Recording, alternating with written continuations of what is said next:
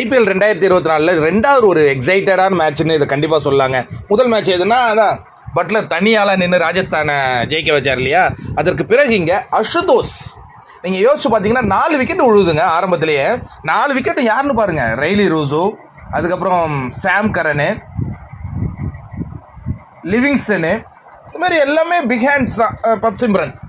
ஆனால் நம்ம யாருமே அது பெருசாக படபடப்பே ஆகலை. ஏன்னா பஞ்சாப் டீமுக்கு அதுக்கப்புறம் தான் பேட்டிங் ஆர்டரே ஆரம்பிக்குது. அவங்கள தான் மக்கள் ரசிக்கிறாங்க. இப்போ LSCயை வந்து நாளாக ஒரு கட்டத்தில் ரசித்து பார்த்தது காரணம் என்னென்னா அந்த மயங்க் அகர்வால் அப்படிங்கிற அந்த பையன் தான் என்னமோ தெரியல அடிபட்டு போனதுக்கு பிறகு LSC கீழே விழுந்தது. ஒவ்வொரு முறையும் இந்த பஞ்சாப் கீழே விழும்போது 2 பசங்க தூக்கி நிறுத்துறானுங்க. ஒன்று சஷாங்க் சிங்கு, இன்னொன்று பார்த்தீங்கன்னா அசுதோஷ் சர்மா. இன்னைக்கு அசுதோஷ் சர்மா பும்ரா பாலில் ஒரு 6 அடிச்சார் பாருங்க. Extraordinary, super. நாங்கள் ஒரு கட்டத்தில் 60க்கோ என்னமோ 4 விக்கெட்டு 6 விக்கெட்டுனாங்க. அதுக்கப்புறம் எடுத்துகிட்டு வராருங்க. சஷாங்க் போராடினாப்புல, அவரை பாராட்டணும். அதான் பும்ராவுடைய அந்த ஓவர் எடுத்துகிட்டு வந்து அவரை விக்கெட் எடுத்தாங்க. ஆனால் அதுக்கப்புறம் அசுதோஷ் சிங்கிள் எனக்கு தெரிஞ்சு இந்த மேட்ச் அவர் முடிச்சிருப்பாருங்க. அதை முடிச்சிருந்தாருன்னா அவர் ஒரு பயங்கரமாக கொண்டாடப்படக்கூடிய ஒரு பிளேயராக மாறியிருப்பார். கொண்டாடுறோம். பட் நீங்கள் அந்த அசுதோஷ் என்னன்னா அந்த 17வது ஓவரை 16வது ஓவரை பும்ரா ஓவரை கொஞ்சம் பார்த்து அடிக்கலாம் அப்படின்னு நினச்சது ஒரு காரணமாக என்னன்னு தெரியல. கரெக்டாக அந்த கோட்ஸே பாலையும் சூப்பராக தான் அடித்தார். ஆனால் அங்கே ஒரு கேட்சாக அவருடைய பவருக்கு அது வெளில போய் விழுந்துருக்கணுங்க. ரொம்ப அற்புதமாக ஆடுறாரு அசுதோஷ் சர்மா, பாராட்டி ஆகணும். ஹர்ப்ரீத் கிட்டேருந்து ஒரு அற்புதமான 6 பார்த்தோம். இந்த மேட்ச் பொறுத்த வரைக்கும் சாம் கரனு, பப் சிம்ரனு, ரூசோ, இவங்கெல்லாம் லிவிங்ஸ்டன், இவங்கெல்லாம் ஏமாத்த அந்த 2 பசங்களும் ஆடுறானுங்க. ஒவ்வொரு மேட்சும் அவங்களுக்காகவாது பஞ்சாப் ஜெயிக்குமான்னு பார்க்குறேன்.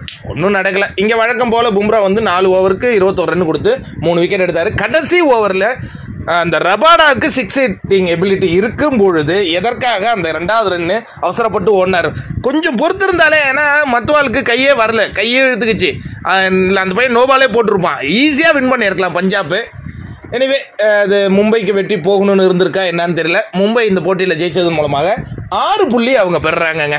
அவங்க 9வது இடத்துல தத்தளிச்சுக்கிட்டு இருந்த அந்த காட்சிகளை பார்த்தோம். பட் மும்பை கிட்ட எனக்கு தெரிஞ்சு மும்பை வந்து 192 இல்லை, அது நிறையவே அடிச்சிருக்கணும். ஒரு கட்டத்தில் அப்படியே சொதம்பி ஆடினாங்க. அது என்ன காரணம்னு தெரியல. இப்போ மும்பை பார்த்தீங்கன்னா 7வது இடத்துக்கு முன்னேறி இருக்கிறாங்க புள்ளிப்பட்டியலில்.